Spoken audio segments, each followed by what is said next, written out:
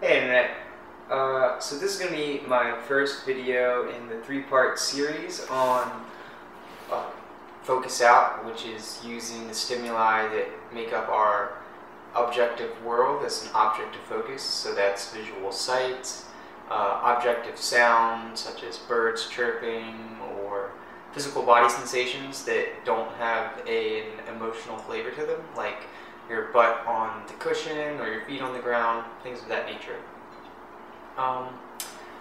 Today I'm going to be starting with what is known by my teacher Shinzen Young as see out, or using visual stimuli as an object of focus. And there are many different ways that we can work with visual stimuli as our object, and I'm just going to go over some of the basics today. The first is a narrow focus option, such as the tip of a pen on a table, or you can use something more traditional like a spot on the wall or a candle flame, an incense, really anything that you can concentrate your visual field of awareness on in a smaller area versus a larger one. And what tends to happen when using a narrow focus area is our visual field of awareness tends to want to broaden out and start to bring in like other areas in your field of vision into focus. And so you're just wanting to intentionally bring this field back to the narrow focus area.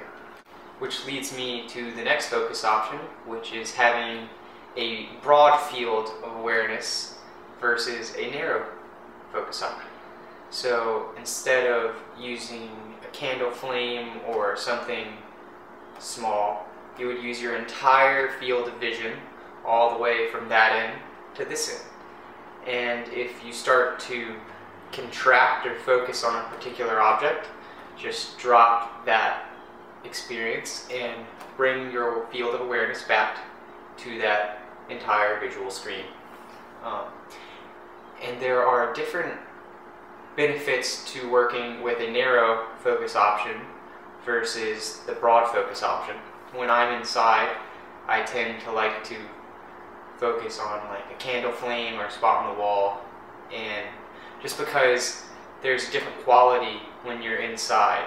And then when I'm outdoors on hikes and feel like stopping and meditating, I especially like to use the broad field of focus in those situations, especially if there's lots of wide open space.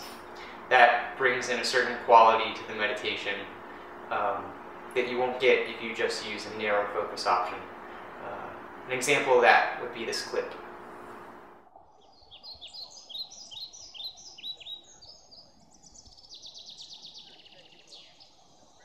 You would treat this just like you would the other meditations I've mentioned in my previous videos.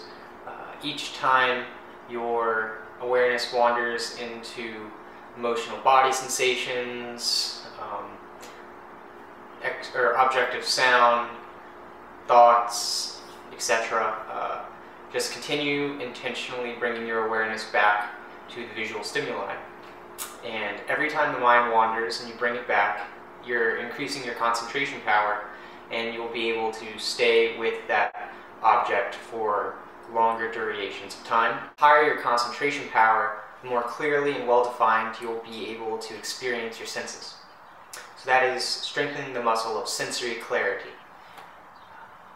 And I just wanted to mention that when the mind wanders and we bring it back to our object of focus, which is in this case sight or see out, we aren't trying to shut down or push away anything that's happening in our experience. So we aren't trying to turn off the thoughts, or if there's physical body discomfort, necessarily push that away or have a really comfortable meditation.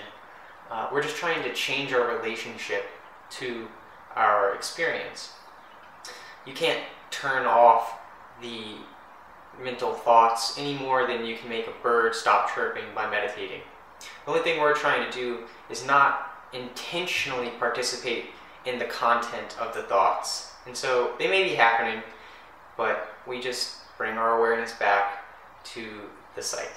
And as you allow the rest of your experience to be as it is, and you meet that with acceptance, then you are increasing the muscle of equanimity. And doing this practice on a regular basis over time, this sensory clarity, concentration, and equanimity will spill over into your daily life. And when that starts to happen, the effects are quite profound. And yeah.